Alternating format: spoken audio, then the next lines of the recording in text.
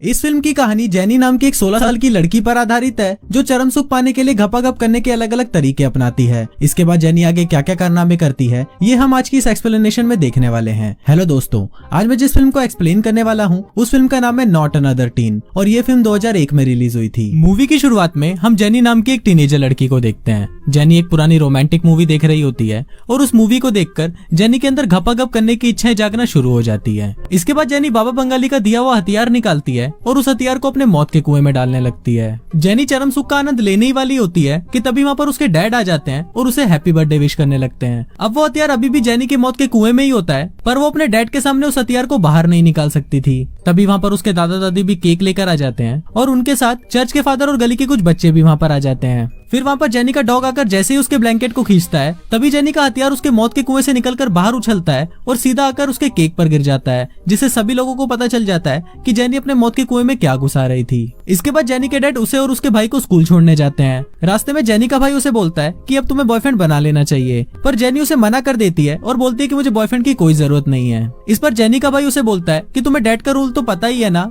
कि पहले तुम घपाघप करोगी और उसके बाद ही मुझे घपाघप करने का मौका मिलेगा। इसके बाद उनके डैड उन दोनों को स्कूल छोड़कर वहाँ से चले जाते हैं। फिर हम स्कूल में जैक नाम के एक लड़के को देखते हैं जो बहुत ही ज्यादा स्मार्ट था, जिस वजह से स्कूल की सारी लड़कियां उस पर फिदा थी। कुछ देर बाद जेनी के पास रिकी नाम का एक चोमू लड़का आता है जो उसे बहुत पसंद करता था। रिकी जेनी को उसका बर्थडे गिफ्ट देता है और उसे प्रपोज करने की कोशिश करता है, पर जेनी उसे इग्नोर करके वहाँ से चली जाती है। दूसरी तरफ हम जेनी के भाई को देखते हैं जो अपने दोस्तों को बता रहा होता है कि बस उससे अब और रुका नहीं जाता, क्योंकि उसका छोटा चेतन किसी अंधेरी गुफा में जाने के लिए तड़प रहा है और उसे किसी न किसी लड़की के साथ तो धुआंधार घपाघप करना है। तभी वो अमेंडा नाम की एक लड़की को सामने से आते हुए देखता है और उसको देखते ही वो अपने छोटे चेतन की कसम खाते हुए बोलता है कि मैं तो अब इसी लड़की के साथ ही घपाघप करूंगा। इसके बाद हम जैक को देखते हैं जो अपने दोस्तों से बातें कर रहा होता है। तभी वहाँ पर कैथरीन नाम की एक लड़की आती है जो जैक को अपने साथ घपाघप करने के लिए बोलती है। दरअसल कैथरीन जैक की ही बहन होती है, पर फिर भी वो अपने भाई को ही पेलना चाहती है। थोड़ी देर बाद वहाँ पर जैक की गर्लफ्रेंड प्रिसिला भी आ जाती है और वो जैक को कोई इंपॉर्टेंट बात करने के लिए बाहर बुलाती है। फिर प्रिसिला जैक को बताती है कि मुझे अब कोई और पसंद है, इसलिए मैं तुमसे ब्रेकअप कर रही हूँ। जैक जब प्रिसिला के नए बॉयफ्रेंड को देखता है तो वो उसको देखकर शॉक्ड हो जाता है। जैक उसको बोलता है कि तुम इस चोमू के लिए मुझे छोड़ रही हो जिस पर स्कूल की सारी लड़कियां फिदा है। अब जैक को तो विश्वास ही नहीं हो रहा था कि कोई लड़की उसे छोड़ भी सकती है। इसके बाद हम जेनी को देखते हैं जो आर्ट क्लास में बहुत ही मेहनत करके एक ड्राइंग बना रही होती है और बहुत ही कड़ी मेहनत और लगन के बाद वो अपने इस मास्टरपीस को बना ही लेती है। फिर जैक स्कूल से बाहर आता है और वो देखता है कि प्रिसिला अपने नए बॉयफ्रेंड के साथ चुम्मा चाटी कर रही होती है। फिर जैक का दोस्त उसे बोलता है कि प्रिसिला बहुत ही सुंदर है और इस बार भी प्रॉम क्वीन वही बनेगी। इस पर जैक उसे बोलता है कि ऐसा कुछ भी नहीं है और ये बस मेकअप का जादू है जिससे कोई भी लड़की सुंदर बन सकती है। इस पर जैक का दोस्त उसे शर्त लगाता है कि अगर तुमने स्कूल की सबसे चोमू लड़की को इस साल प्रॉम क्वीन बना दिया तो तुम ये शर्त जीत जाओगे। तभी सामने से जेनी आ रही होती है और जैक का दोस्त जेनी को देखकर बोलता है कि अब तुम्हें जेनी को ही पटाना पड़ेगा। अब जैक ये सब करना तो नहीं चाहता था, पर उसने शर्त लगाई थी इसलिए अब उसे ये करना पड़ेगा। इसके बाद हम जेनी को उसके क्लासरूम में देखते हैं जहाँ पर रिकी उसे अपने एक पोयम के जरिए बता रहा होता है कि वो उससे बहुत प्यार करता है, पर जेनी उसे सिर्फ एक पोयम समझकर इस बार भी इग्नोर कर देती है। दूसरी तरफ जेनी का हवस से भरा हुआ भाई और उसके दोस्त मिलकर एक प्लान बनाते हैं। वो लोग एसी की सीलिंग में घुसकर वहाँ से लड़कियों के लॉकर रूम में जाते हैं और उन्हें कपड़े बदलते हुए देखने लगते हैं,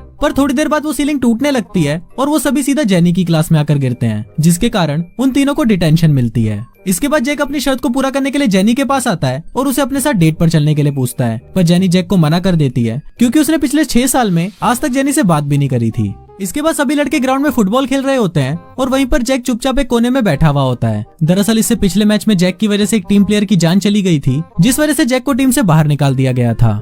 इधर जेनी के मन में भी जैक के बारे में सोचकर ठरक जागने लगती है और वो अपने डैड से इस बारे में बात करती है, जिस पर उसके डैड उसे बोलते हैं कि तुम्हें जैक के साथ डेट पर जरूर जाना चाहिए। दूसरी तरफ जब जैक भी अपने घर पर जाता है तो वहाँ पर उसके डैड उसे बोलते हैं कि मुझे पता है कि प्रिसिला के साथ तुम्हारा ब्रेकअप हो गया है और अब तुम्हें एक नई गर्लफ्रेंड चाहिए। इसलिए उसके डैड उसकी मॉम को ही घपाघप करने के लिए उसके रूम में भेज देते हैं और उसे ऑल द बेस्ट बोलकर वहाँ से चले जाते हैं। फिर जैक अपनी बहन कैथरीन के पास लड़की पटाने की एडवाइस लेने के लिए जाता है, पर उसकी बहन तो उसके साथ ही घपाघप करना शुरू कर देती है। जैक कैथरीन को रोकते हुए बोलता है कि तुम मेरी बहन हो, तो इस पर कैथरीन उसे बोलती है कि मुझे कोई फर्क नहीं पड़ता, मुझे तो सिर्फ तुम्हारे साथ ही घपाघप करना है। अगले दिन हम देखते हैं कि कुछ लड़के मिलकर जेनी की भाई को पीट रहे होते हैं। तभी वहाँ पर जैक उसे बचाने के लिए आता है, पर जेनी का भाई उसे ही मार देता है। अब इसे जैक को भी गुस्सा आ जाता है और वो जेनी के भाई को पकड़कर कुत्ते की तरह पीटना शुरू कर देता है। इसके बाद जैक जेनी के लिए भाईजान का गाना गाकर उसे इम्प्रेस करने की कोशिश करता है, पर जैक का गाना सुनकर सभी लोग बोर हो जाते हैं। फिर जैक गाना बदल देता है और अपने गाने में बोलता है कि जेनी के पास एक गन है। अब जैक का गाना सुनकर सभी लोगों को लगता है कि जेनी के पास सचमुच एक गन है, इसलिए वो सभी लोग वहाँ से भागने लगते हैं। तभी वहाँ पर पुलिस भी आ जाती है और वो जेनी को पकड़ लेती है। इसके बाद जैक जेनी को पुलिस से छुड़ाकर अपने घर पर ले आता है। तभी वहाँ पर जेनी जैक को बोलती है कि प्लीज तुम मेरा पीछा छोड़ दो, पर इस पर जैक पूरा नंगा होकर जेनी के सामने आकर खड़ा हो जाता है। पर जेनी को जैक का छोटा चेतन बिल्कुल भी पसंद नहीं आता और वो वहाँ से चली जाती है। शाम को जैक अपनी बहन कैथरीन के साथ जेनी के घर पर आता है और वहाँ पर कैथरीन जेनी को पार्टी में जाने के लिए तैयार करती है। थोड़ी देर बाद जब जेनी तैयार होकर नीचे आती है तो वो इतनी सुंदर लग रही होती है कि उसको देखकर जैक का छोटा चेतन खड़ा हो जाता है। इसके बाद वो तीनों पार्टी में जाते हैं और पार्टी में सभी लोग जेनी को देखने लगते हैं क्योंकि जेनी बहुत सुंदर लग रही थी। कुछ देर बाद जेनी बहुत ज्यादा ड्रिंक कर लेती है और पार्टी में उल्टी सीधी हरकतें करना शुरू कर देती है। तभी वहाँ पर प्रिसिला आती है और वो जेनी का सबके सामने मजाक उड़ाने लगती है, जिससे जेनी रोते हुए वहाँ से चली जाती है। रात को जैक जेनी को मनाने के लिए उसके घर पर आता है। थोड़ी देर तक बातें करने के बाद उन दोनों में नजदीकियां बढ़ती है और वो दोनों एक दूसरे को किस करने लगते हैं। वो दोनों एक दूसरे को किस करने ही वाले होते हैं, पर वो दोनों उस टाइम कंफर्टेबल नहीं होते, इसलिए वो इस प्रोसेस को बात के लिए छोड़ देते हैं। अगले दिन जैक जेनी के पास आता है और उसे मैच देखने के लिए इनवाइट करता है। अब जेनी भी जैक को पसंद करने लगी थी, इसलिए वो भी आने के लिए हाँ बोल देती है। अगले दिन मैच चल रहा होता है और जैक हमेशा की तरह कोने में चुपचाप बैठा होता है, पर इस बार जैक की टीम बहुत बुरी तरह से हार रही थी और टीम के कुछ प्लेयर को चोट भी लगी थी,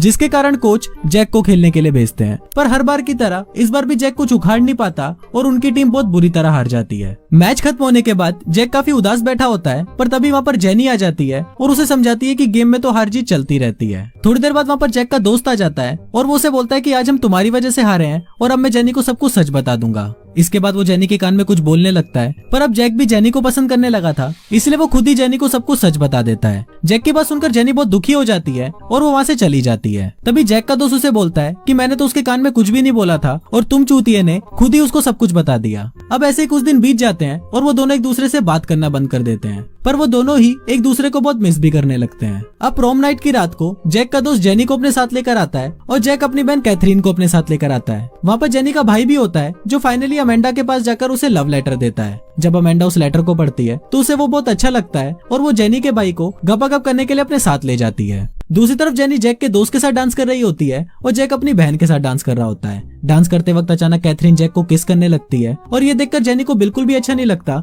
और वो दुखी होकर वहाँ से चली जाती है। फिर वहाँ पर कॉलेज का प्रिंसिपल प्रॉम किंग और क्वीन की अनाउंसमेंट करता है और इस बार का प्रॉम किंग जैक को बनाया जाता है। फिर प्रॉम क्वीन की बारी आती है और प्रिंसिपल बोलता है कि प्रॉम क्वीन दो लड़कियों के बीच में टाई हुआ है। ये देखकर प्रिसिला सोचती है कि शायद उसके और जेनी के बीच में टाई हुआ है, पर वो दोनों लड़कियां तो कोई और होती हैं। इसके बाद जैक जेनी को ढूंढने के लिए जाता है और वहाँ पर उसका दोस्त बताता है कि जेनी गपागप करने के लिए होटल रूम में गई है। जैक भागकर होटल की तरफ जा रहा होता है, पर तभी उसे रास्ते में रिकी मिलता है और वो जैक को बोलता है कि मैं भी जेनी को बहुत प्यार करता हूँ। फिर जैक होटल के रूम के पास पहुंचता है जहाँ पर उसे पलंग तोड़ने की आवाजें सुनाई देती है। अंदर जाने पर जैक को पता चलता है कि वहाँ पर प्रिसिला जैक के दोस्त के साथ ही गपागप कर रही होती है और दूसरी तरफ प्रिसिला का बॉयफ्रेंड उसका वीडियो बना रहा होता है। फिर जैक जेनी को ढूंढने उसके घर पर जाता है तो वहाँ पर उसके डैड बताते हैं कि जेनी तो पेरिस जा रही है और अभी वो एयरपोर्ट पर है। फिर जैक भागते हुए एयरपोर्ट पहुंचता है और वहाँ एक फुटबॉल लेकर जेनी के मुंह पर मारता है, जिससे वो वहीं रुक जाती है। फिर जैक जेनी के पास आकर उसे अपने दिल की बात बताता है, जिसको सुनकर जेनी पेरिस जाना कैंसिल कर देती है। फिर वो दोनों एक दूसरे को किस करने लगते हैं और कुछ इसी तरह से ये फिल्म यहीं खत्म हो जाती है।